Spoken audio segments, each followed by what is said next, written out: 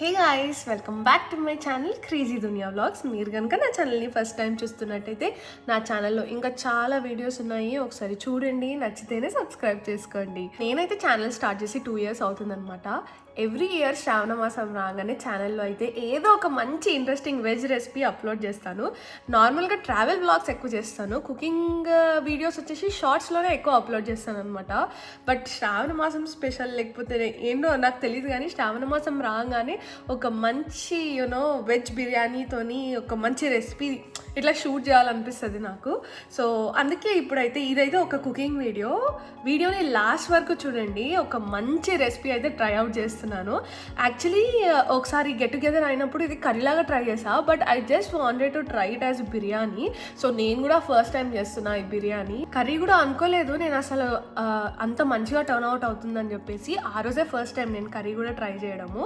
So wedges అన్నీ add చేసి, మసాలా మాత్రం మా మమ్మీ మటన్ చేసినప్పుడు ఒక మసాలా వాడతారనమాట. సో ఆ మసాలాతో చేశాను, అండ్ ఆ మసాలాను కూడా చూపిస్తాను. సో వీడియో అయితే ఫస్ట్ నుంచి లాస్ట్ వరకు మొత్తం చూడండి.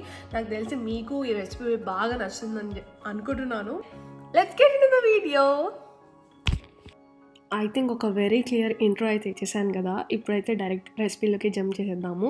ముందైతే వెజీస్ అన్నీ కట్ చేసి పెట్టేసుకుంటున్నాను ముందే. అండ్ ఇందాక నేను ఒక మసాలా గురించి చెప్పాను కదా, మమ్మీ మటన్ కర్రీలో యూజ్ చేస్తుందని, అది ఇదే అనమాట. సో ఫస్ట్ కొన్ని ఆల్మండ్స్ తీసుకుంటున్నాను, కొన్ని పంకిన్ సీడ్స్, అండ్ దాని తర్వాత కొన్ని melon seeds, water melon seeds అన్నీ తీసుకొని లైట్గా రోస్ట్ చేసి పేస్ట్ చేసుకుంటున్నాను అనమాట. ఒకవేళ పంకిన్ సీడ్స్ అట్లా లేకపోతే క్యాష్యూస్ కూడా యాడ్ చేసుకోవచ్చు. అవన్నీ పక్కన పెట్టేసిన తర్వాత కొంచెం కొబ్బరి అండ్ కొంచెం గసగసాలు అవి కూడా లైట్గా రోస్ట్ చేసేసి 2 కలిపి పేస్ట్ చేసుకోవాలన్నమాట. అండ్ ఇక్కడైతే నేను ఇవన్నీ చాప్ చేసి పెట్టేసుకున్నాను. ఆలు అండ్ పన్నీర్ కొంచెం పెద్ద పెద్ద సైజ్లో కట్ చేసి పెట్టుకుంటే సో మనకి విరిగిపోకుండా ఉంటాయి. అండ్ దాని తర్వాత ఇందాక చేసిన పేస్ట్లోనే టమాటో యాడ్ చేసుకుంటే టమాటో కూడా వేసేసినట్టు పేస్ట్ లాగా వేసేసినట్టు ఉంటుంది. అండ్ ఇక్కడ నేను బగారా రైస్ లాగా చేసుకుంటున్నా, బట్ నేను ఇవేవి రోస్ట్ చేసి వేయట్లేదు, జస్ట్ పచ్చికి వేసేస్తున్నా. లైక్ షాయి జీరా, ఇలాచీ అండ్ లవంగాలు, కొత్తిమీర, పుదీనా, కొంచెం అల్లం వెల్లుల్లి పేస్ట్, నెయ్యి అండ్ లెమన్ స్క్వీజ్ చేసేసుకొని టేస్ట్ చేస్తున్నా ఇక్కడ నేను. అంటే ఎందుకు నవ్వుతున్నా అంటే వేడిగా ఉందేమో అని ఉప్పు అనుకొని టేస్ట్ చేస్తుంది, సో అందుకే నవ్వొచ్చింది.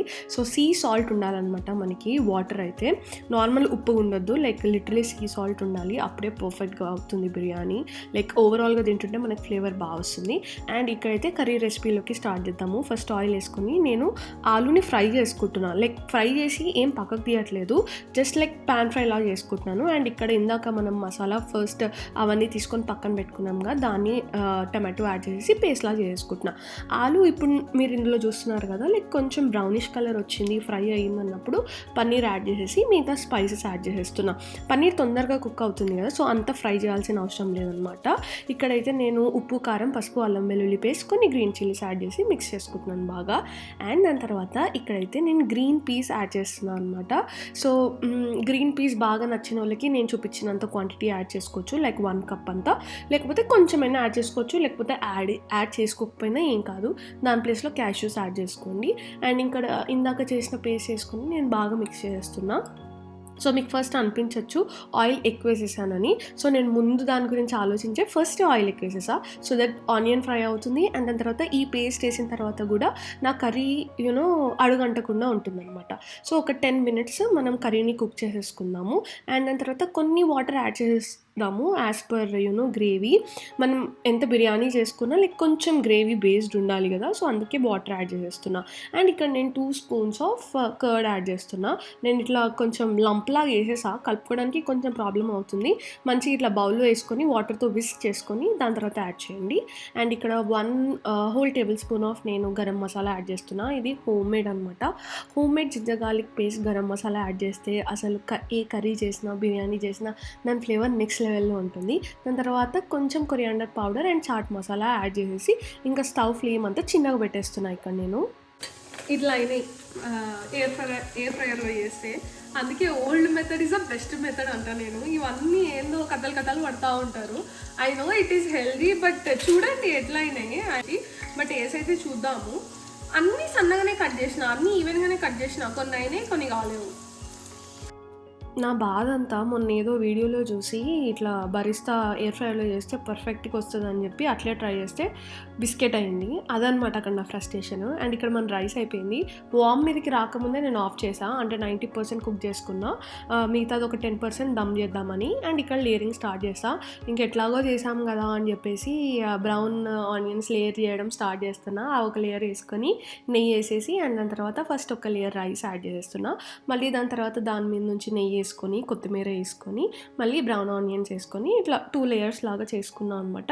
అట్లా చేస్తే ఏంటంటే అన్నము ఫస్ట్ ఆఫ్ ఆల్ ఇట్లా ముద్దలాగా అవ్వదు. లైక్ నెయ్యి మంచి ఫ్లేవర్ని ఇస్తుంది. అండ్ ఆల్సో రైస్ని ఇట్లా మంచిగా పొడి పొడి లాగా ఉంటుంది అంటారు కదా, అట్లా ఉంటుంది. అండ్ ఆల్సో ఫ్లేవర్ చాలా చాలా ఎన్హాన్స్ చేస్తుంది నెయ్యి. అండ్ ఒకవేళ మనకి మన బిర్యానీలో స్పైసెస్ ఎక్కువైనా గరం మసాలా ఎక్కువైనా కూడా అది కట్ షార్ట్ చేస్తుందనమాట ఆ ఫ్లేవర్నంతా. లేయర్స్ అన్నీ చేసేసుకున్న తర్వాత మనం రైస్ ఆల్మోస్ట్ 90% కుక్ చేసుకున్నాం. కర్రీ కంప్లీట్గా కుక్ చేసుకున్నాం కాబట్టి ఒక 7-8 దమ్ పెట్టేస్తే చాలన్నమాట. లైక్ యమ్మీ బిర్యానీ రెడీ అయిపోతుంది. సో మీరు కూడా తప్పకుండా ట్రై చేయండి. అండ్ మీరు వీడియో ఫస్ట్ నుంచి లాస్ట్ వరకు చూసారని అనుకుంటున్నాను నేను. సో రెసిపీ అయితే చాలా బాగా టర్న్ అవుట్ అయింది. ఇప్పుడు నేను చేసిన క్వాంటిటీ, నేను 2 cups ఆఫ్ రైస్ తీసుకున్నా, బాస్మతి రైస్. నేను చేసిన క్వాంటిటీ మంచిగా తినే వాళ్ళకైతే 2 మెంబర్స్కి, ఓకే తినే వాళ్ళకైతే 3 మెంబర్స్కి సరిపోతుంది. అండ్ చాలా పొడిగా వచ్చింది రైస్. మీరు చూస్తున్నట్టయితే నేను అంత గ్రేవీ చేసిన తర్వాత కూడా ఇట్లా ఎక్కడ మెత్తగా అయిపోలేదు రైస్. మంచిగా వచ్చింది. అండ్ టెక్స్చర్ చాలా బాగుంది. టేస్ట్ కూడా చాలా బాగుంది అనమాట.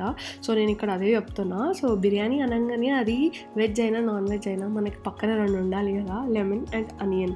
లెమన్ ఉన్నా లేకపోయినా నాకైతే అంత ఫరక్ పడదు, కానీ అనియన్ అయితే మస్ట్ అనమాట.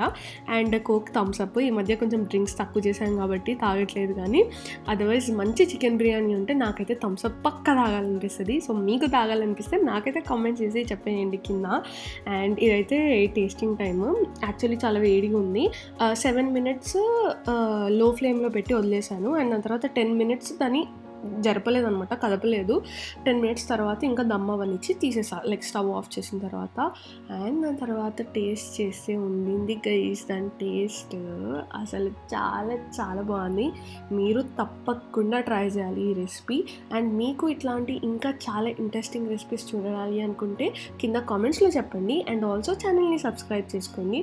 అండ్ ఇక్కడ సందీప్కి కూడా యూజ్ చేస్తున్నాను అనమాట టేస్ట్. నేనైతే ఈ వీడియోని ఇక్కడితో ఎండ్ చేస్తున్నా. మీకు వీడియో చాలా బాగా నచ్చింది అనుకుంటున్నా. నచ్చితే ఏం చేయాలో తెలుసు కదా, ఛానల్ని సబ్స్క్రైబ్ చేయండి. బాయ్.